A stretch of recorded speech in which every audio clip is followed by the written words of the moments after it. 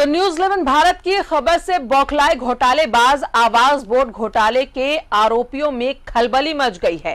कृपा शंकर के लोगों ने न्यूज 11 भारत की टीम को रोका। न्यूज 11 भारत की टीम जब लाइव कर रही थी, घोटाले का पर्दाफाश कर रही थी और जब खबर करने गई थी तो टीम को रोका गया।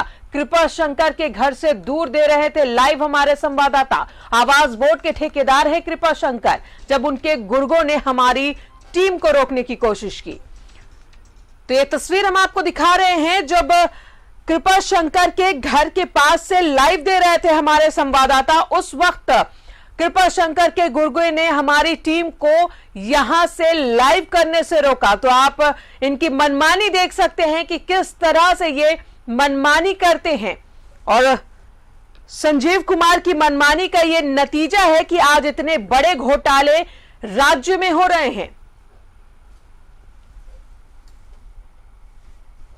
तो सरकार पर आखिर क्यों भारी पड़ रही है आवास बोर्ड के पदाधिकारी? करोड़ों के भुगतान कराए गए रोकने के बावजूद।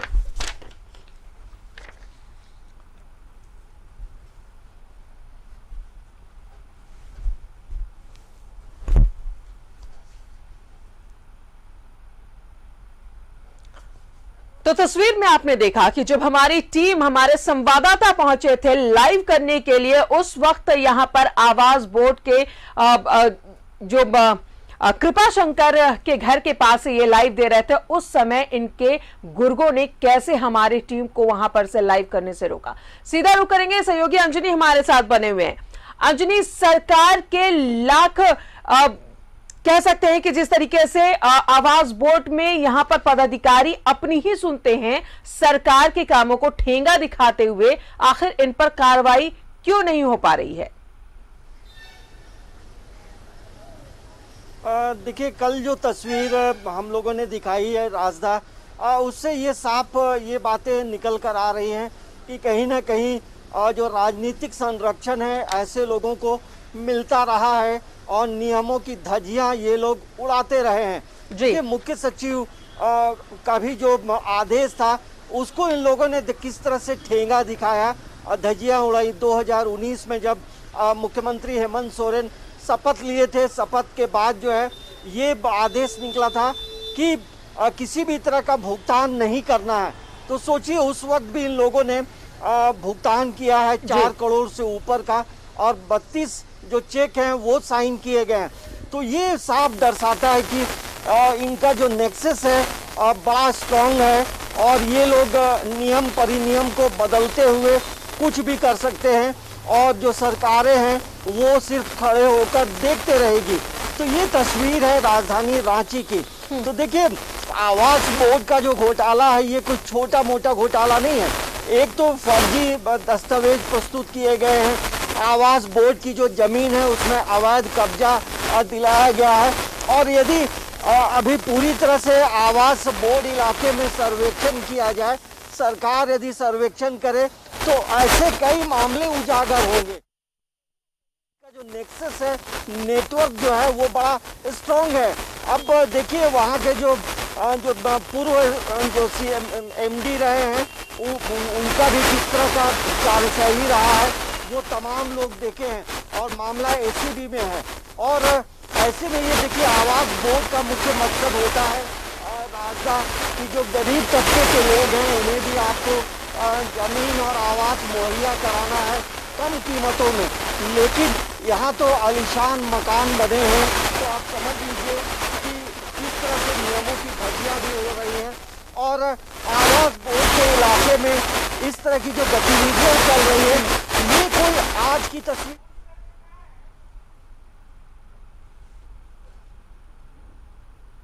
चलिए, तो हमारे सहयोगी की आवाज हमें क्लियर नहीं मिल पा रही है, दोबारा इनसे जुड़ेंगे हम कुछ टेक्निकल फॉल्ट की वजह से। अंजनी, आपकी आवाज हमें साफ नहीं मिल पा रही है, लेकिन जिस तरीके से आवास बोर्ड के ये जो पदाधिकारी हैं सरकार पर भारी पड़ रहे हैं, राजस्व का नुकसान हो रहा है, उसके बावजूद इन घोटालेबाजों पर कार्रवाई नहीं हो पा रही है। हमारा मकसद है कि इन घोटालों को उजागर करना, और आज ये पार्ट 4 हम आपके पास लेकर आए। सहयोगी अंजनी अपनी बात पूरी करें। हेलो जी अंजनी। आवाज आ रही है, देखिए बात पूरी करें। राजदा, जिस तरह से आवास बोर्ड जिस तरह से आवास बोर्ड में जो घोटाले हुए हैं, इसकी तो जांच जरूर सरकार को करना चाहिए। जी। और एसीबी में मामला जो है वो मामला चल रहा है। लेकिन जिस तरह की जो तस्वीर कल उनके जो गुर्गों ने, हमारे जो एसोसिएट एडिटर हैं अमित सिंह पे, जिस तरह से लाइव के दौरान उन लोगों ने हमला बोला, कहीं ना कहीं ये हम कह सकते हैं कि पत्रकारिता पे हमला है। न्यूज़ 11 बिल्कुल पत्रकारिता पर हमला है। अंजनी, जरा आपको यहाँ पर रोकना चाहेंगे। हमारे साथ राजीव कुमार अधिवक्ता भी जुड़े हुए हैं। राजीव जी, बहुत बहुत स्वागत है आपका न्यूज़ 11 भारत में। राजीव जी, आपने देखा कि कल किस तरह से ये जो घोटालेबाज हैं, ये जो कृपा शंकर के गुर्गे हैं, हमारी टीम वहां पर गई थी, लाइव कर रही थी, उस दौरान इन्हें रोकने की कोशिश की गई। तो ये इनकी दिलेरी कही जाएगी। एक तो सरकार को ठेंगा दिखा ही रहे हैं, दूसरा मीडिया पर भी ये अपनी हुकूमत चला रहे हैं। ये तो दुखद है, ऐसा नहीं होना चाहिए, क्योंकि जब कभी भी कोई पत्रकार कहीं कवरेज करता है तो उसका एक मौलिक अधिकार है कि वो कहीं से भी जाकर के खबर जो है आम जनता के लिए दिखाए। इसके लिए कोई उसको बाध्य नहीं कर सकता कि आप नहीं दिखाएं या दिखाएं, क्योंकि वो उसका अधिकार है और वो उसका करने का पूरा वो स्वतंत्र है। यदि वो नहीं करता है तो उसका जो है वो माना जाएगा कि उसने अपना सही तरीके से काम नहीं किया जी। बात यदि इस तरह की हो रही है तो ये समझ लीजिए कि हम तो पहले भी बोल चुके हैं कि आपके यहाँ सबसे बड़ा दिक्कत है कि कार्रवाई कोई करता नहीं है। बिल्कुल। और जब कोई कार्रवाई नहीं करता है सरकार के द्वारा, तो इस तरह के काम, इस तरह के बात जो है लोग करते हैं। और हमको लगता है इस पे ये तो अत्यंत और भी गंभीर विषय है। बिल्कुल। क्योंकि यदि एक पत्रकार यदि कोई कवरेज करता है, उसको कवरेज नहीं करने दिया जाएगा, उसके मान लिया जाएगा कि उसका आर्टिकल 19(1)(a) में 1(a) का उल्लंघन है। किसी भी परिस्थिति में उसका ये अधिकार है और वो करना चाहिए, उसको अच्छा सा ये पालन करना चाहिए अपने अधिकारों का। और हम जहाँ तक देख रहे हैं आपका कि अमित सिंह कर रहे हैं और उनको रोका जा रहा है, ये अच्छी बात नहीं है। ये स्वस्थ प्रजातंत्र का एक तरह से कहिए कि साइन नहीं है झारखंड में। बिल्कुल। क्योंकि इस तरह के लोग करेंगे तो कैसे काम चलेगा। बिल्कुल। और आ रहे हैं, पूर्व में भी इस तरह के कई आपके पत्रकार के साथ हुआ है। बिल्कुल। कार्रवाई हुई है तो इसमें भी कार्रवाई होनी चाहिए लोगों के खिलाफ, जो लोग इस तरह के बिल्कुल जी जी। न्यूज़ 11 भारत है, सच तो हम दिखाएंगे चाहे कितने भी गुर्गे सामने आ जाए।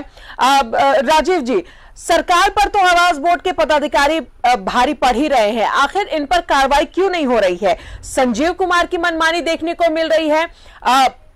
रोका गया था भुगतान करने के लिए, उसके बावजूद करोड़ों का भुगतान किया गया है। देखिए, यहाँ पे जो कटमनी है वो बंगाल के लिए बहुत फेमस हुआ था। कटमनी जी, कटमनी बहुत फेमस हो गया है। मनी ही असली चीज है। कोई व्यक्ति विशेष जो है बहुत मायने नहीं रखता, कोई संस्था मायने नहीं रखती। आप मान लीजिए प्रजातंत्र के चौथे स्तंभ है जी, आप उनके लिए मायने नहीं रखते, केवल उनका कटमनी जो है वो मायने रखता है।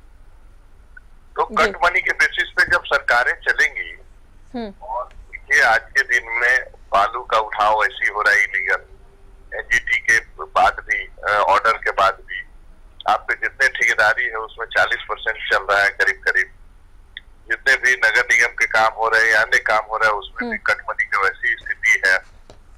आपको ठेकेदारी में वैसी है।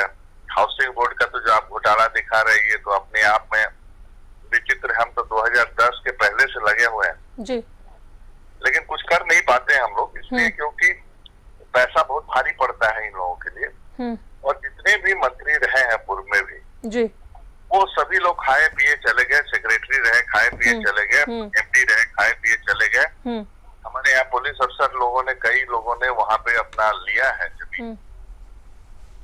कटमनी के कट वो जो एक तरह से कहिए कि कट प्लॉट के नाम पर असली प्लॉट बिकता है, जो जेन्युइन बायर है उनका पैसा फंसा हुआ है बोर्ड में।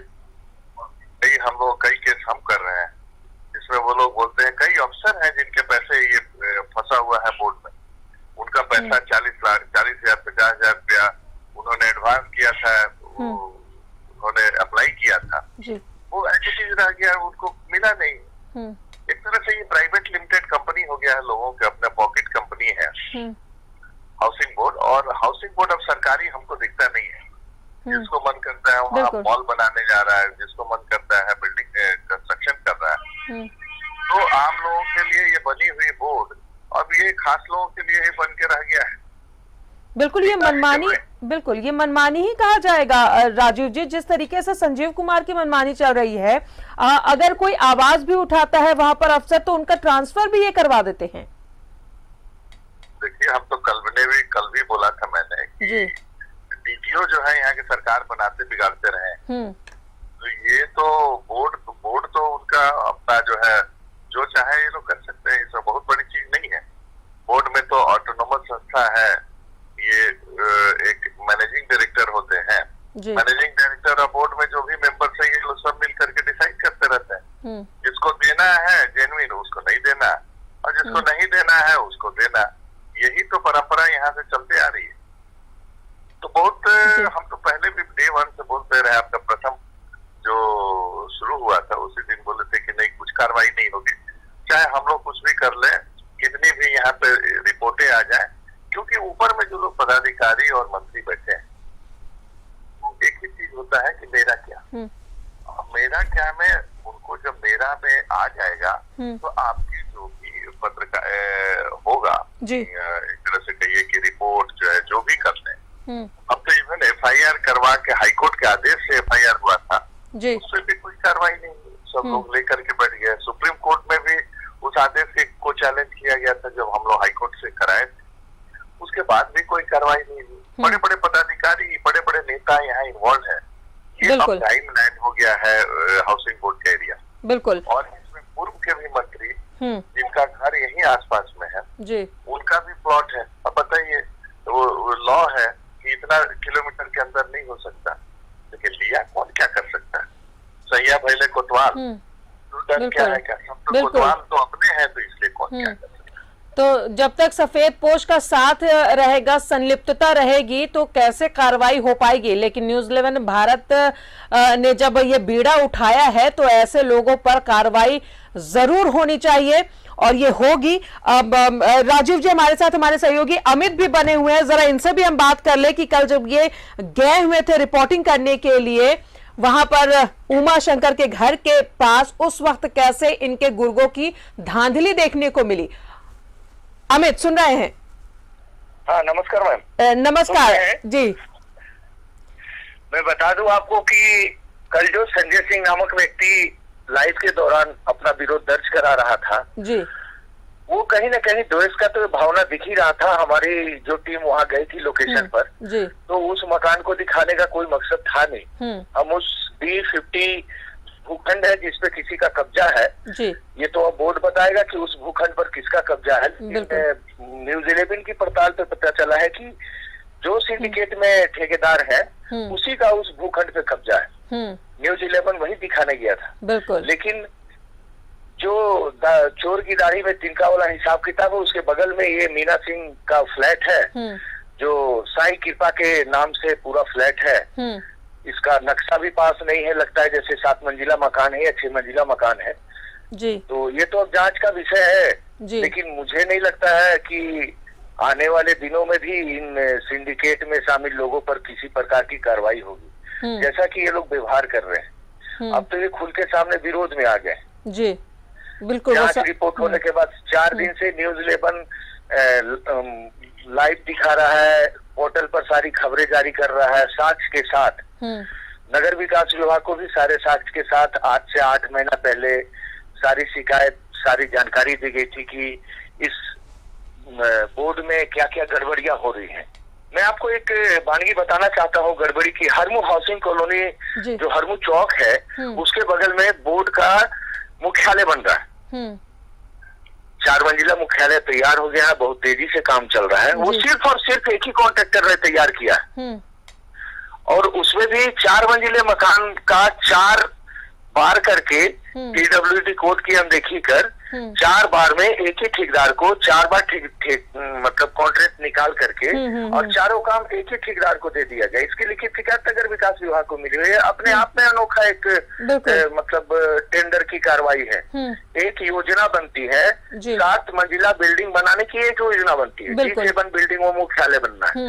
उस योजना की स्वीकृति एक ही बार मिली होगी। बिल्कुल। योजना का नक्शा एक ही बार बना होगा, उसका टेंडर भी एक ही बार होना चाहिए पूरे फ्लोर का। लेकिन बोर्ड के जो सिंडिकेट के रिंग मास्टर है संजीव कुमार, ये अपने फायदे के लिए सिंडिकेट के चहते ठेकेदारों को फायदा दिलाने के लिए हर फ्लोर का अलग अलग टेंडर करते हैं, हर फ्लोर का। और हर टेंडर में मात्र 2 ही व्यक्ति शामिल होता है। तो जाहिर तौर पर मिली भगत, जी जाहिर तौर पर मिली भगत है, जाहिर तौर पर मिली भगत। बिल्कुल। और अगर हर फ्लोर का ये लोग टेंडर नहीं निकालेंगे तो पैसे कैसे खा पाएंगे? हर टेंडर में 10 से 15% कमीशन की कमाई सिंडिकेट में शामिल ब्रजमोहन और संजीव कुमार को होती थी। जी, संजीव कुमार की मनमानी कुछ ज्यादा ही देखने को मिल रही है। करोड़ों का भुगतान भी इन्होंने किया है रोकने के बावजूद। जहां पूरी सरकार बैठती है राजधानी में, जी, उस राजधानी में एक पदाधिकारी ऐसा गिरोह और सिंडिकेट चला रहा है जिसकी शिकायत लगातार नगर विकास, भ्रष्टाचार निरोधक ब्यूरो, मुख्यमंत्री को सांग सभी को मिल रही है, लेकिन कोई कार्रवाई नहीं कर पा रहा है। तो आप इनकी ताकत समझ सकते हैं कि क्या है। बिल्कुल। अमित जी, आप भी हमारे साथ बने रहे क्योंकि अधिवक्ता राजीव कुमार जी हमारे साथ है, जरा इनसे भी हम बात कर ले। राजीव जी, आपने सुना कि किस तरह हमारे जो सहयोगी एसोसिएट एडिटर हैं उन्होंने साफ तौर पर कहा कि जो टेंडर निकाला जा रहा है वो हर एक फ्लोर का निकाला जा रहा है, जबकि ऐसा होता नहीं है। तो कहीं ना कहीं पैसों का खेल किस तरीके से ये करते हैं वो देखने को मिल रहा है। हर फ्लोर के लिए टेंडर और सिर्फ 2 ही लोगों का नाम ठेकेदारों का शामिल होता है इसमें। देखिए, जब कभी भी कोई ऑटोनोमस बॉडी होती है तो उसका चेक एंड बैलेंस होता है जी, कि कोई आप काम करे उसका जांच, उस पर कार्रवाई। यदि किसी भी गाड़ी में ब्रेक ना हो तो क्या स्थिति रहेगी? यदि हाउसिंग बोर्ड में कोई ब्रेक नहीं है, बिल्कुल, जो चाहे करे, इनका प्राइवेट प्रॉपर्टी हो गया है, जिसको जमीन देना है दे, जिसका मन करे कैंसिल करे, जिसको मन करे रजिस्ट्री करे, क्योंकि सब तो एक ही 2 आदमी को करना है। बिल्कुल। अब ये देखिए, वो एरिया वो प्राइम लैंड हो गया है, वहां पे लोगों की आंख गड़ी हुई है। वो बाईपास में है जी, जो मेन गवर्नर हाउस से लेकर के विधानसभा तक रोड जाती है जी। तो रांची का जो मेन रोड होता था एक जमाने में, अब मेन जो है वही हो गया है हरमू रोड।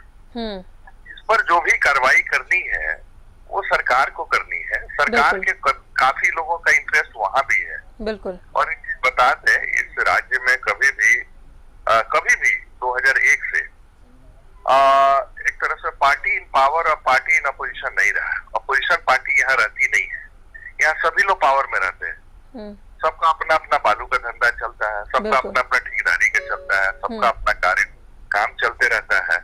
तो ये नहीं है कि ये जो सरकार आई है तो बीजेपी के लोगों का नहीं चल रहा है, बीजेपी के लोगों का भी वैसी धंधा चल रहा है। और बीजेपी आएगी तो जेएमएम के लोगों का धंधा चलेगा। बिल्कुल। इसलिए आप किससे कंप्लेन करेंगे? ब्रेक ही नहीं है पूरा, सरकार में ब्रेक नहीं। ये आवास बोर्ड में तो ब्रेक नहीं है, सरकार में भी ब्रेक नहीं है। ब्रेक कौन है होता है तो जिस पर कार्रवाई करनी है। अच्छा, एक बात बता दी, यहाँ पे जितनी एजेंसी है तो यहाँ जो सेंट्रल एजेंसी है ईडी, उसको जमीन नहीं दिया गया। सरकार ने जमीन पिछले 2018 से वो लोग रिक्वेस्ट कर रहे हैं, उनको जमीन नहीं मिल रहा है उनका हेडक्वार्टर बनाने के लिए, अपना ऑफिस बनाने के लिए। वो रेंट के प्रीमाइसेस में रहते हैं। तो सेंट्रल एजेंसी को आप नहीं देते हैं जमीन, इसलिए कि उसकी वो यदि बना लेगी तो आपको प्रॉब्लम हो जाएगा। बिल्कुल।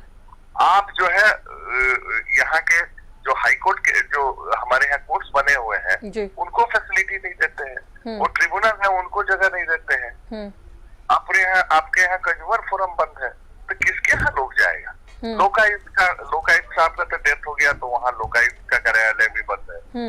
आपका ह्यूमन राइट कमीशन की स्थिति वही है। बिल्कुल। तो यहाँ है क्या? यहाँ तो सिर्फ एक ही चीज है, वो कटमनी राज है, कटमनी चलते रहेगा। हाउसिंग बोर्ड हो या अन्य जो संस्थाएं हैं जहाँ पे भी आपका परसेंटेज दीजिए काम से। तो चलिए, ये एक तरह से कहिए कि बहुत दुखद है। बिल्कुल। ये यदि नहीं करते हैं तो ये नमूना लोग करेगा क्या? ये पूरा एक तरह से आम लोगों के लिए ये लोग कुछ कर नहीं रहा है, सिर्फ अपने यहाँ अपना हिसाब किताब कर रहा है। तो बड़ा दुखद है ये इसमें इतना आप लोग अच्छा दिखा रहे हैं, उसके बाद भी कार्रवाई नहीं करना, ये तो बहुत दुखद है और कष्टप्रद है। चलिए, तो ये जो तस्वीरें हम दिखा रहे हैं, ये जो हम लगातार घोटालेबाजों का पोल खोल रहे हैं, उम्मीद है कि सरकार जरूर हस्तक्षेप करेगी और ऐसे घोटालेबाजों पर कार्रवाई करेगी। बहुत बहुत शुक्रिया आपका राजीव जी, हमसे जुड़ने के लिए और बातचीत करने के लिए।